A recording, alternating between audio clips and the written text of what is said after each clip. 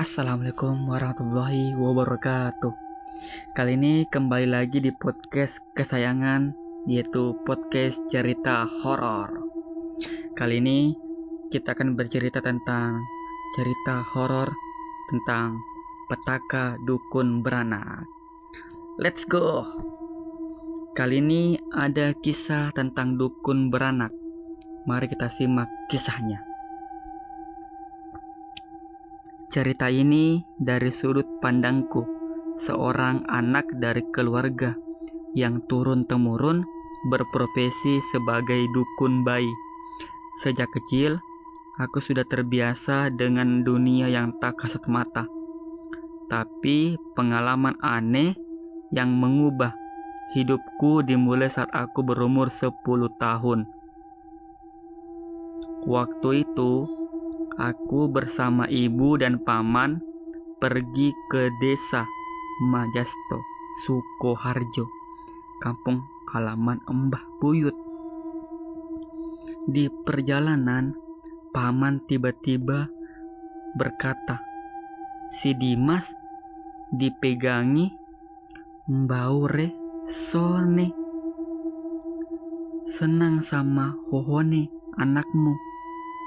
Tak lama setelah kami melewati gapura desa, aku melihat sosok kakek berambut putih melayang mengejar motor kami sambil meraih tanganku. Aku yang masih polos menyambut tangannya. Seketika motor kami jatuh. Meski jalanan mulus, pamanku langsung menarikku dan berkata pelan-pelan kepada sosok itu, "Maaf, bocah, ini turunane wong kene. Ampun, diganggu." Kakek itu menyeringai lalu lenyap. Sesampainya di rumah Mbah Buyut, aku terkesima. Rumah itu reot dan menyeramkan. Ibuku menegurku agar tidak bicara sembarangan. Saat itu hal ganjil kembali terjadi.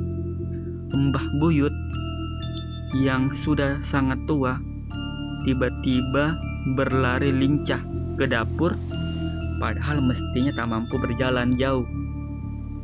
Anehnya, saat ibu memanggil dari dapur, suara Mbah menjawab dari kamar. Kami pun masuk ke kamar itu dan aku disuruh menghisap rokok dan daun jagung.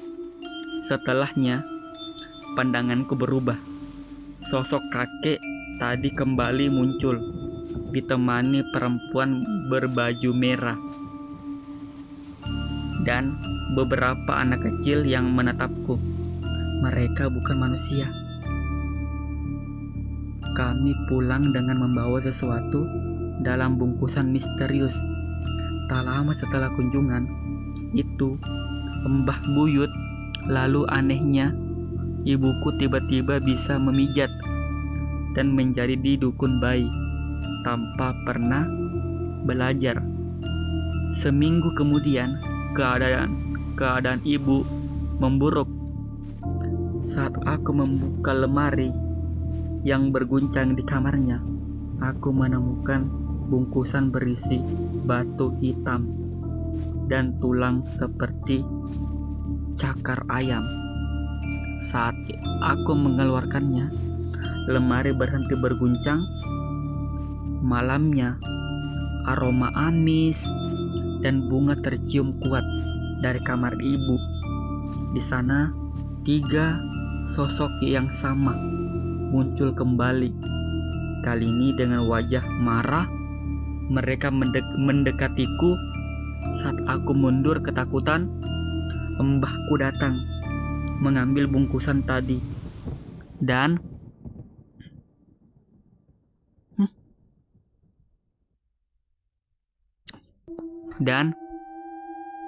menutup pintu kamar. Ibu yang makin lemah sempat berkata, "Le, Maaf, sosok nggak iso ngancani pas koe rabi.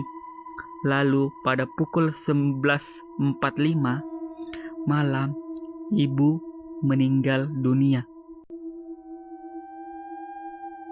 3 sosok gaib itu berdiri di samping jenazah ibu, lalu pergi begitu saja. Tak lama Embah berkata, "Anakku wedok mati, let sedelok lak aku genti." Dan benar 14 hari kemudian Embah menyusul ibu. Semuanya terjadi dengan kejadian yang sama. Kesurupan, aroma aneh, dan kemunculan 3 sosok itu lagi. Saat di rumah dibersihkan, ditemukan roti yang hilang saat pengajian. Kematian ibu ternyata tersimpan dalam lemari Embah. Dibungkus kain mori. Paman membuang bungkusan hitam berisi benda goib itu. Kami kira semuanya selesai, tapi tidak. Ketiga sosok itu tak pernah benar-benar pergi. Mereka masih mencariku. Mencari siapa yang pantas melanjutkan warisan keluarga sebagai penjaga mereka. Dan mungkin mereka sudah memilih. Oke. Dan sampai jumpa di podcast horor, cerita horor berikutnya.